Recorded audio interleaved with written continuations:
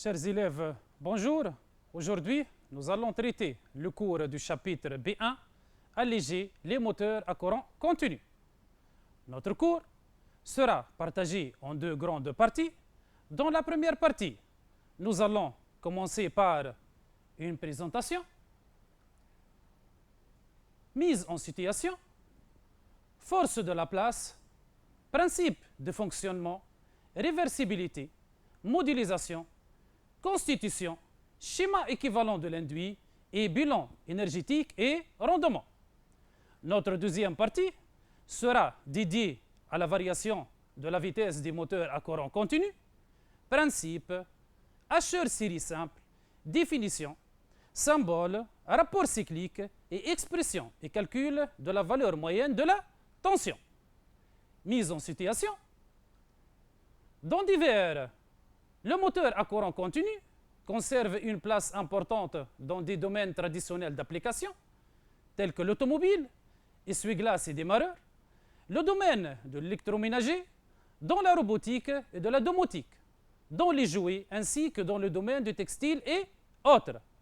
Ces trois images représentent trois systèmes techniques divers équipés tous de moteurs à courant continu. Le premier est un petit jouet alimenté par des piles alcalines. Le deuxième est un treuil pour camion de remorquage alimenté par la batterie du remorqueur.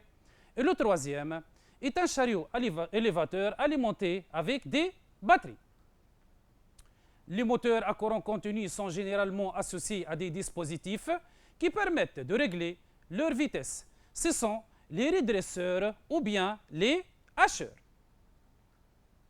Autre problématique. Depuis plusieurs années, la qualité de l'air n'a cessé de se dégrader, principalement au milieu urbain. L'industrie automobile a dû s'adapter à ces nouvelles contraintes en promouvant et développant le véhicule électrique, voitures et autres. Cette image représente une voiture électrique équipée d'un moteur à courant continu, non polluant et économique à la fois, alimenté en permanence par une source de tension continue qui sont les batteries. Quel type de moteur équipe ces voitures? Comment le câbler et le commander? Loi de la place, force de la place. Cette expérience nous donne une idée sur la naissance de la force de la place. En effet, notre montage ici est composé d'une source d'alimentation continue, alimentant ces deux rails, sur lesquels peut glisser une tige qui baigne dans un champ magnétique B, dirigé du pôle nord vers le pôle sud, créé par cet aimant de forme ONU. De confirme cet interrupteur, un courant électrique I, parcourant du potentiel positif vers le potentiel négatif, va faire dévier la tige de la gauche vers la droite.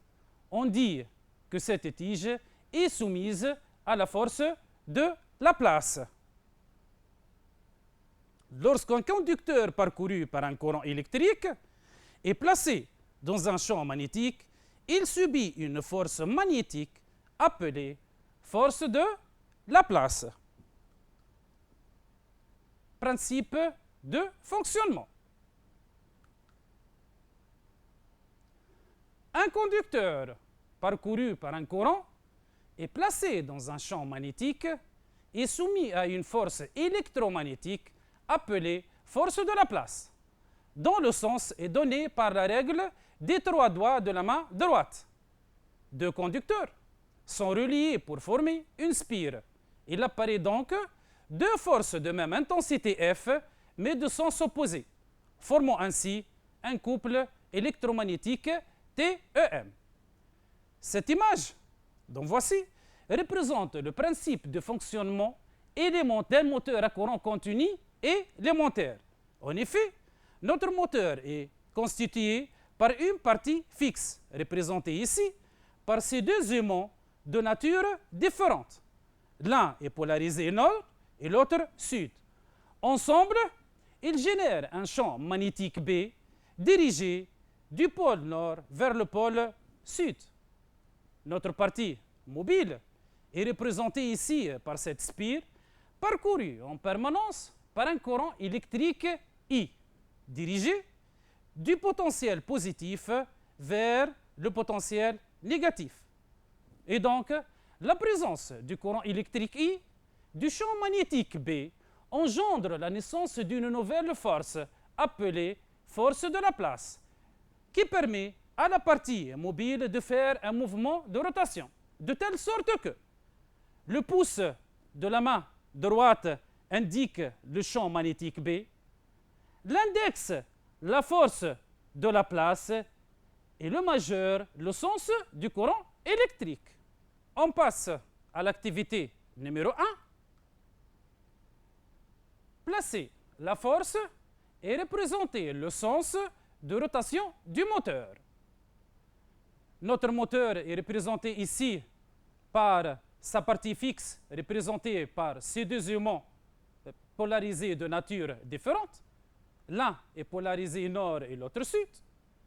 Notre partie mobile est parcourue par un courant électrique entrant par ce point-là et sortant par ce point. Donc, on peut conclure que le champ magnétique, comme déjà vu, va se déplacer du pôle nord vers le pôle sud. Donc voici le sens. En tenant compte aussi du sens du courant et en appliquant la règle de la main droite, on peut conclure que si le pouce de la main droite indique le champ magnétique B, la force de Laplace sera indexée par notre index, le sens du courant sera représenté par notre majeur. Et donc, on peut nettement voir F1 et F2, les deux forces de Laplace. En tenant compte du sens de deux forces, on peut dire que notre moteur tourne dans le sens anti-horaire. Principe de la réversibilité. La machine à courant continu peut fonctionner aussi bien en génératrice qu'en moteur. On dit qu'elle est réversible. La machine étant excitée par un courant inducteur, bobinage du stateur sous tension continue, elle fonctionne en moteur. Si on alimente l'induit par une tension continue, et elle fonctionne en génératrice si on fait tourner l'induit par un procédé d'entraînement. Ces deux animations illustrent le principe de fonctionnement en mode moteur ou bien en mode générateur. Sur la première animation, notre partie mobile ici est alimentée par une source d'alimentation continue. Donc, en présence d'un champ inducteur créé par cet aimant de forme en U, une force électromotrice apparaît aux bornes de la partie mobile, permettant à celle-ci de faire un mouvement de rotation. Cas d'un générateur. Dans ce cas, notre partie mobile ou bien induit est entraînée en mouvement de rotation grâce à cette hélice. Même chose, en présence d'un champ magnétique inducteur, une force électromotrice apparaît aux bornes de l'induit permettant d'illuminer cette lampe. Modélisation. Cas d'un moteur. Un moteur à courant continu est un convertisseur électromécanique de l'énergie. Il permet la conversion de l'énergie électrique, tension U, courant I, en énergie mécanique de rotation, vitesse N et couple électromagnétique TE, M. Donc, un moteur électrique permet de convertir une énergie électrique à l'entrée avec une énergie mécanique avec des pertes à la sortie. Bien sûr, nos entrées de contrôle sont la commande, l'énergie électrique et le réglage. Cas d'un générateur ou bien cas d'une génératrice. Un générateur de tension continue est un appareil qui convertit de l'énergie mécanique de rotation, vitesse n couple électromagnétique TEM, en une énergie électrique, tension U et courant I. Donc, un générateur ou bien une génératrice convertit une énergie mécanique représentée ici par la rotation de la roue de la bicyclette en énergie électrique avec deux pertes. Cette énergie électrique à la sortie permet d'illuminer la lampe avant de la bicyclette. Bien sûr, nos entrées de contrôle sont la commande, l'énergie électrique et le réglage. Attention! Dans la suite de notre cours, on s'intéressera uniquement au fonctionnement de la machine à courant continu en mode moteur. Constitution. Un moteur à courant continu est constitué essentiellement de une partie fixe appelée stator ou bien inducteur qui permet de créer le champ magnétique B, d'une partie tournante appelée rotor ou bien induit, d'un système balai-collecteur assurant l'alimentation en permanence du bobinage de l'induit. Symbole. Le stator, appelé également inducteur, représente la partie fixe du moteur. Son rôle est de créer le champ magnétique. Ce dernier peut être constitué soit par un aimant permanent ou bien par un électro-aimant, comme le montrent les images ci-dessous. Inducteur bobiné, dont voici l'image et son symbole. On regarde, entre F1 et F2, nous avons ici une bobine qui représente un inducteur bobiné. Dans le cas d'un inducteur à aimant permanent, notre stator ou bien partie fixe sera représenté par un aimant, dont voici le symbole. Expression de la force contre-motrice FCM. Le rotor est en rotation. Les conducteurs qu'il porte se trouvent dans un champ magnétique. Ils sont le siège d'une force contre-électromotrice FCEM induite notée E'. Son expression est donnée par la relation ci-dessous. E' est égal à grand N fois petit n fois phi, avec E' force contre-électromotrice exprimée en volts, grand N nombre de conducteurs actifs de l'induit, phi flux créé par un pôle de l'inducteur en Weber, et petit n vitesse du moteur en tours par seconde. Remarque, à flux constant, on a E' est égal à K fois petit n. C'est tout à fait normal, car à flux constant, grand N est égal à constante et phi est aussi une constante. Schéma équivalent de l'induit. Le modèle électrique d'un moteur à courant continu est constitué d'une force contre-électromotrice notée E' et d'une résistance R appelée résistance de l'induit. Notre induit ici est représenté en jaune, alimenté par une tension continue U, et il absorbe un courant électrique grand T. Son schéma équivalent est représenté par la force contre-électromotrice E', dont voici, de même sens que la tension U. Une résistance grand R représente la résistance de l'induit.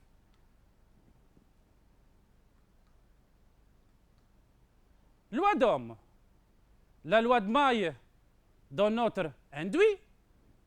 Voici la maille. On a U moins R moins grand R fois I moins E' est égal à 0. D'où E' est égal à U moins R fois I, avec U est une tension d'alimentation en volts. Grand R, la résistance du bobinage de l'induit exprimée en ohms. I, courant absorbé par l'induit en ampères. E', la force contre-électromotrice induite en volts. E' est égal à U moins R fois I.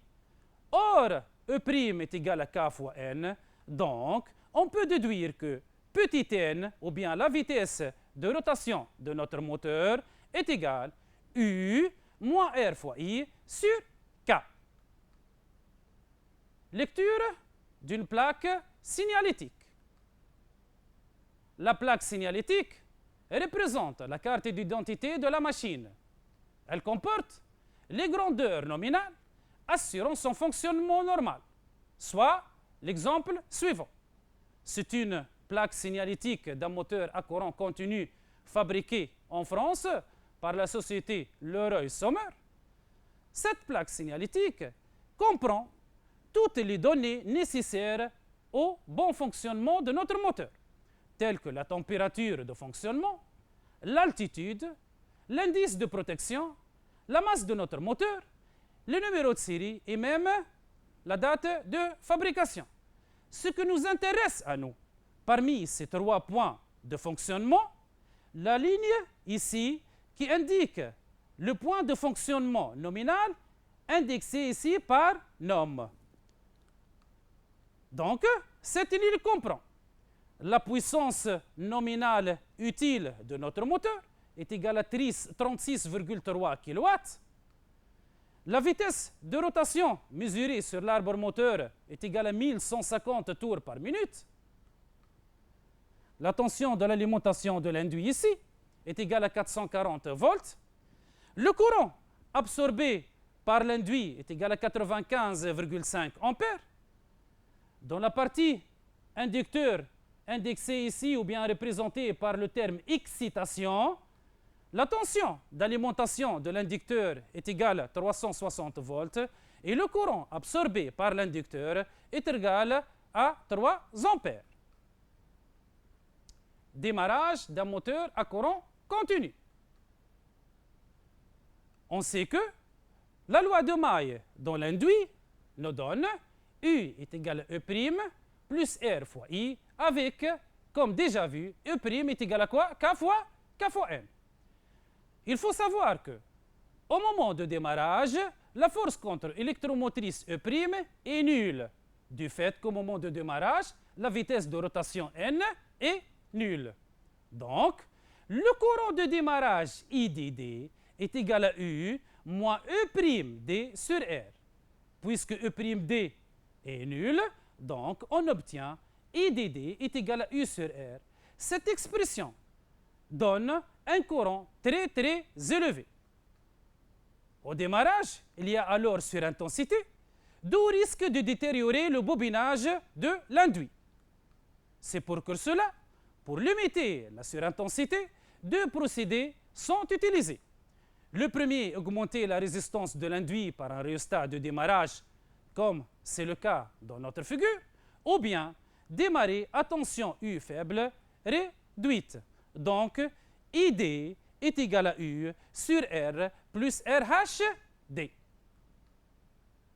Règle générale. Inversion de sens de rotation. 2 possibilités existent pour inverser le sens de rotation du moteur à courant continu. Soit changer le sens du courant I dans l'inducteur, impossible pour les moteurs à aimant permanent, soit changer le sens du courant I dans l'induit. Précaution d'emploi. Ne jamais couper l'inducteur d'un moteur à courant continu en fonctionnement. Risque d'emballement. Car si on coupe accidentellement le courant d'excitation, la vitesse augmente très rapidement, le moteur s'emballe. Donc, lors de la mise en marche, il faut impérativement alimenter l'inducteur, ensuite l'induit. Bilan énergétique à vide. Notre moteur ici est représenté par son induit et son inducteur. En voici le bilan énergétique. À l'entrée de notre bilan, nous avons la puissance absorbée par le moteur à vide, qui est égale à U, I0 plus I excitation fois I excitation. Ça veut dire que la puissance absorbée par notre moteur est égale à la puissance absorbée par l'induit plus la puissance absorbée par l'inducteur. Notre première perte sera la perte joule dans l'induit est égale grand R fois I0 au carré est égale à la résistance de l'induit fois le courant absorbé par l'induit à vide au carré. Elle est exprimée en watts. La deuxième perte sera perte joule dans l'inducteur. On peut la déterminer par la loi de Maille dans notre inducteur est égale à U excitation fois I excitation est égale à R fois I excitation au carré. Faites attention, dans le cas d'un moteur à courant à aimant permanent, ces deux expressions disparaissent. C'est tout à fait normal. Un moteur à courant continu à aimant permanent, un aimant permanent ne peut jamais être alimenté par une source d'alimentation. Un aimant permanent n'absorbe aucun courant électrique. Après ces deux pertes, on trouve la puissance électromagnétique à vide est égale à E'0 fois I0 est égal aussi le couple électromagnétique à vide fois la vitesse angulaire à vide notée ici par oméga 0. Une troisième perte apparaît, PC, les pertes collectives, est égale à perte fer plus perte mécanique est égal à couple des pertes fois la vitesse angulaire à vide oméga 0. À la fin de notre bilan énergétique ou bien à la sortie de notre bilan énergétique, on trouve la puissance utile à vide qui est nulle dans ce cas. La puissance utile à vide, le moteur n'entraîne aucune charge sur son arbre, donc la puissance utile à vide, elle est nulle et son couple utile à vide, il est aussi nul. Bilan énergétique à vide, calcul des pertes collectives. En tenant compte de toutes ces relations, on sait que la puissance utile est égale à la puissance absorbée moins la somme des pertes. Donc, la puissance absorbée à vide est égale à U fois I0 plus I excitation fois I excitation est égale à la puissance utile à vide plus les pertes joules induits à vide plus pertes joules inducteurs à vide plus les pertes collectives. Par égalité, on peut simplifier ces deux termes car ils sont égaux. On obtient la puissance absorbée à vide est égale à la résistance de l'induit à vide multipliée par le courant absorbé par l'induit à vide plus les pertes collectives. D'où U fois I0 est égal à R fois I0 au carré plus les pertes collectives. Donc, PC est égal à U fois I0 moins R fois I0 au carré est égal à U moins R fois I0 multiplié par I0 est égal à E' fois I0. Et donc, les pertes collectives à vide sont égales à la puissance électromagnétique. PC représente alors la puissance électromagnétique à vide. Bilan énergétique en charge. Notez bien, le courant absorbé par notre moteur, que ce soit à vide ou en charge, est variable. La vitesse de rotation aussi, ce qui engendre aussi la variation de la vitesse angulaire dans ces deux domaines de fonctionnement à vide et en charge. Donc, à l'entrée de notre bidon énergétique en charge, on trouve même chose, puissance absorbée est égale à grand U fois I plus I excitation fois I excitation est égale à la puissance absorbée par l'induit plus la puissance absorbée par l'inducteur. Nos deux pertes sont la perte joule dans l'induit est égale à R fois I au carré. Perte joule inducteur est égale à U excitation fois I excitation est égale à R fois I excitation au carré. la puissance électromagnétique est égale à la puissance électrique utile est égale à E' fois I est égal couple électromagnétique fois oméga. On peut aussi écrire que la puissance électromagnétique PEM est égale à la puissance absorbée moins les deux pertes, perte joule induit plus perte joule inducteur. La troisième perte sera les pertes collectives, est égale à perte mécanique plus perte fer, comme déjà vu, est égal au couple des pertes fois oméga. Enfin, à la sortie de l'arbre moteur, on a puissance utile est égale au couple utile fois oméga. On peut aussi écrire que la puissance utile est égale à la puissance électromagnétique moins les pertes collectives. Ou bien, la puissance utile PU est égale à la puissance absorbée moins la somme des pertes. Le rendement de notre moteur est égal à la sortie sur l'entrée. Dans ce cas, le rendement de notre moteur est égal à la puissance utile sur la puissance absorbée. Est égal à la puissance absorbée moins la somme des pertes sur la puissance absorbée. Le rendement s'exprime en pourcents. Par exemple, si notre rendement est égal à 0,75, alors le rendement en pourcents est égal à 75%. Les deux couples, comme déjà vu, puisque puissance utile est égale à couple utile fois oméga, on peut écrire que le couple utile est égal à la puissance utile sur oméga. La puissance électromagnétique est égale au couple électromagnétique fois oméga. Donc, le couple électromagnétique est égal à la puissance électromagnétique sur oméga. Faites très attention. La vitesse angulaire est toujours exprimée en radians par seconde. Je le répète, la vitesse angulaire est toujours exprimée en radians par seconde. Oméga est égal à exprimé en radians par seconde est égal à 2pi fois n, à condition que n soit exprimé en tours par seconde. Oméga en radians par seconde est égal à 2pi fois n sur 60, à condition que n soit exprimé en tours par minute. On passe à l'activité 2. Un moteur à excitation séparée et constante est alimenté sous 240 volts. La résistance de son induit grand R est égale à 0,5 ohm. Le circuit inducteur absorbe 250 watts et les pertes collectives, considérées comme constantes dans l'exercice, valent 625 watts.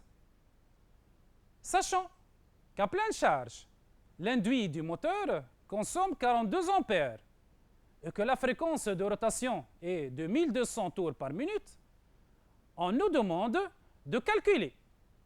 Petit 1. La force contre-électromotrice E'. 2.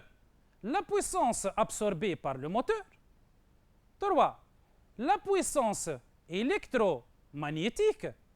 4. La puissance utile. 5. Le couple utile. Et 6. Le rendement de notre moteur en pourcents. Question 2. Quelle est la fréquence de rotation du moteur lorsque le courant absorbé par l'induit est égal à 30 ampères? 3. Que devient le couple utile à cette nouvelle vitesse? Corrigé de l'activité 2. Première question. La force contre-électromotrice E'. Elle est déterminée par la loi des mailles dans l'induit qui nous donne U moins R fois I. Moins E' est égal à 0. D'où E' est égal à U moins R fois I est égal à 240 moins 0,5 multiplié par 42. Donc, E' est égal à 219 volts. La puissance absorbée par notre moteur.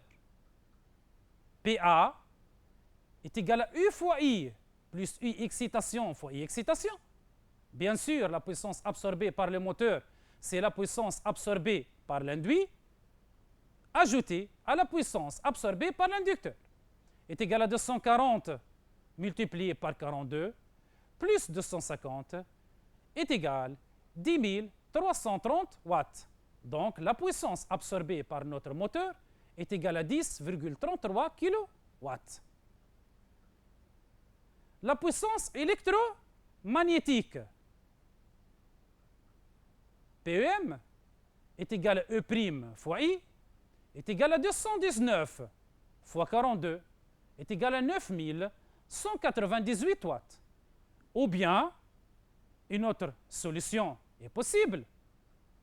PEM est égal à la puissance absorbée par le moteur moins la perte joule induite plus la perte joule inducteur est égal à 10 330 moins 0,5 multiplié par 42 au carré plus 250 qui représente les pertes joules dans l'inducteur est égal à 9198 watts. Quatrièmement, la puissance utile est égale à la puissance sur l'arbre moteur, à la sortie de notre arbre moteur. PU est égal à PEM moins PC, est égal à 9198 watts, moins 625 est égal à 8573 watts. Le couple utile, puisque la puissance utile est égale à couple utile fois la vitesse angulaire, donc le couple utile est égal à la puissance utile divisée par la vitesse angulaire oméga est égal à 60 fois PU sur 2pi fois n est égal à 60 fois 8573 sur 628 qui représente la valeur de 2pi fois 1200 est égal à 68,25 Nm. Le rendement de notre moteur en pourcent, rendement est égal à puissance utile sur puissance absorbée. La puissance utile est égale à 8573 watts. La puissance absorbée est égale à 10 330 watts. Tout calcul fait, notre rendement est égal à 0,83, d'où le rendement en pourcent est égal à 83%. Question 2. Quelle est la fréquence de rotation du moteur lorsque le courant absorbé par l'induit est égal à 30 ampères? Lorsque le moteur absorbe 30 ampères, la nouvelle valeur de la force contre-électromotrice sera U moins R fois I2 moins E'2 est égal à 0, d'où E'2 est égal à U moins R fois I2 est égal à 240 moins 0,5 fois 30 est égal à 225 volts. Cherchons alors la nouvelle vitesse de rotation relative à cette force contre-électromotrice. Première méthode. D'après la question 1, nous avons trouvé que E' est égal à 219 volts quand N est égal à 1200 tours par minute. Donc, E' est égal à 219 est égal à N fois grand N fois phi. Comme grand N fois phi est égal à K, donc E' est égal à 219 volts est égal à N fois K est égal à 1200 fois K. Donc K est égal à 219 sur 1200 est égal à 0,1825 volts par tour par minute. Donc E'2 qui est égal à 225 volts est égal aussi N2 fois K, d'où la nouvelle vitesse N2 est égal à E'2 sur K est égal à 225 sur 0,1825 est égal à 1233 tours par minute. La deuxième méthode, on utilise la règle de 3. Pour dont E' lui correspond une vitesse n, donc E'2 lui correspond une vitesse n2. On utilise la règle de 3. E'2 sur E' est égal à n2 sur n. Donc, n2 est égal à E'2 sur E' fois n. D'où n2 est égal à 225 sur 219 fois 1200 est égal à 1233 tours par minute. Nos deux résultats sont identiques. Les deux méthodes donnent le même résultat ou bien la même chose. Troisième question. Que devient le couple utile à cette nouvelle vitesse? PEM est égal à E'2 fois I2 est égal à 225 fois 30 est égal à 6750 watts. Donc, la puissance utile est égale à la puissance électromagnétique. La puissance utile est égale à la puissance électromagnétique moins les pertes collectives PC est égale à 6750 moins 625 est égal à 6125 watts. Donc, puissance utile est égale à couple utile fois oméga. Couple utile est égal à puissance utile sur oméga est égal à 60 fois la puissance utile sur 2pi fois n est égal à 60 fois 6125 sur 6,28 fois 1233 est égal à 47,46 Nm. Chers élèves, merci pour votre attention et à la prochaine.